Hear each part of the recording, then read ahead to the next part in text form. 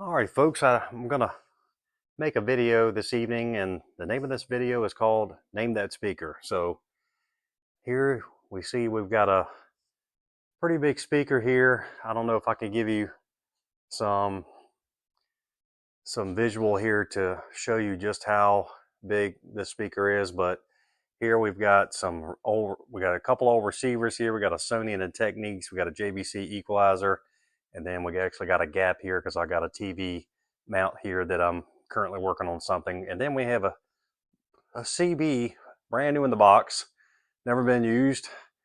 And we also have a Sony PVM behind that. And it's just about the same height as all that. So it gives you an idea of what we're talking about. And I would lie and say I pulled the tag off so you couldn't see what the brand is, but in all honesty, it was just missing when I got the speaker. So I'm going to go ahead and pull the cover off, the grill here, if you will.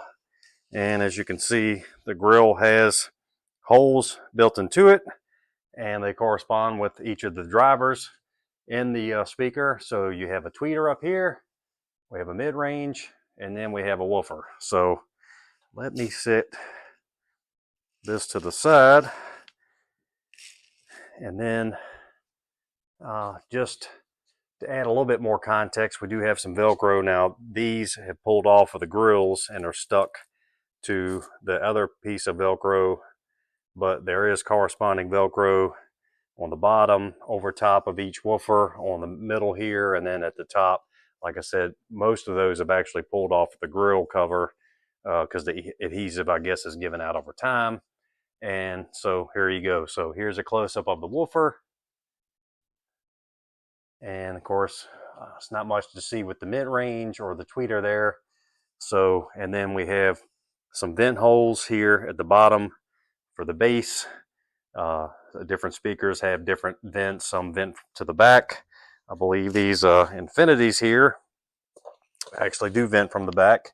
Yep, there's the vent right there. So sometimes the vents depend on where you actually want to mount these and how you want to set them up in your room. But in this case, they are front facing vents, so that works out a lot better as far as how you want to set these up. But anyway, I'm going to go ahead and stop here for a second, and we're going to see if we can turn this speaker around and look at the back side. All right, before I spun it all the way around, I just wanted to show you the beautiful finish on this speaker. There we go here, from top to bottom. Just a beautiful speaker. Got a little bit of dust here from just being out in the garage. My garage isn't quote unquote finished as far as like sheetrock, but I do have some masonite covering up the studs, and it's still it's a working garage. It's not a man cave garage, except for, I guess, the back half, as you can see here. But anyway, other than that,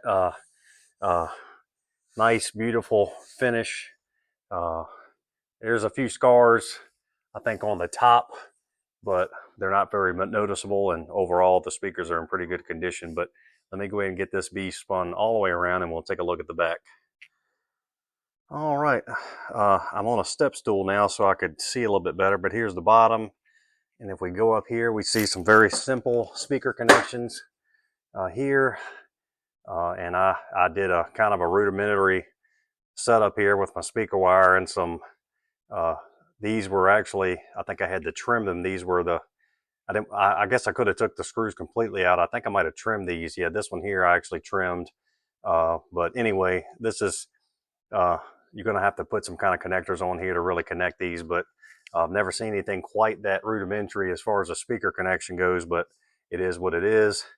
And let's see, there is a serial number of some sort stamped on the back, and this one says 25U546.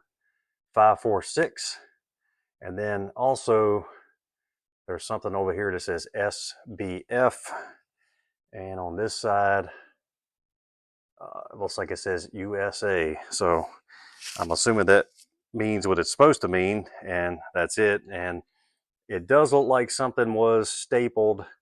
I do see a staple here, and this looks like a staple as well. Like a piece of paper might have possibly been stapled to the back of this. Unfortunately, it is missing. And then there are several screws holding this backboard.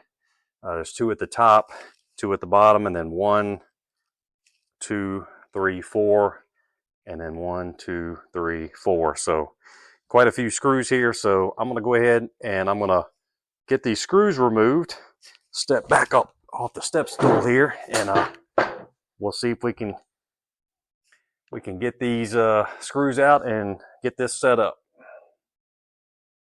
All right, get back a little bit so we can kind of see everything here at first. Looks like the backboard here has some insulation of some sort stapled, it looks like, to it. It has some strings going through it. I do see some strings, just like this one has strings over there in the corner.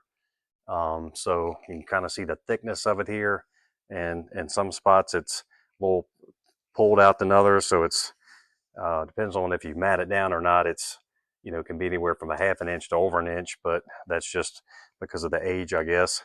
But anyway, there's a layer here on the bottom, and then here is the inside right, and then the top inside, and then there's a patch right there.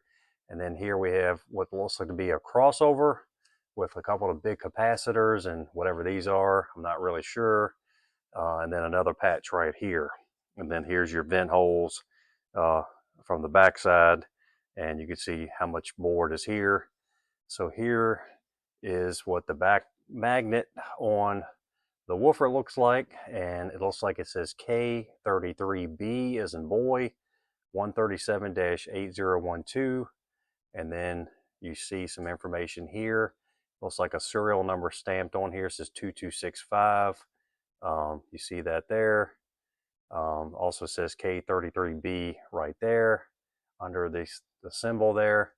And then for the mid-range, we have a K55V right there. That one also has a serial number. Looks like it says 168896. And then up here, the tweeter, it's upside down, but it does say K77-M. So that's that. So you can see everything here. So I guess that's the end of the video. Didn't want to make it too long, but somebody please tell me what this speaker is, because I thought I knew what the speaker was, but I was told by a man that came by here to look at it that I didn't know what the speaker was. So please enlighten me. What is this speaker? Thanks.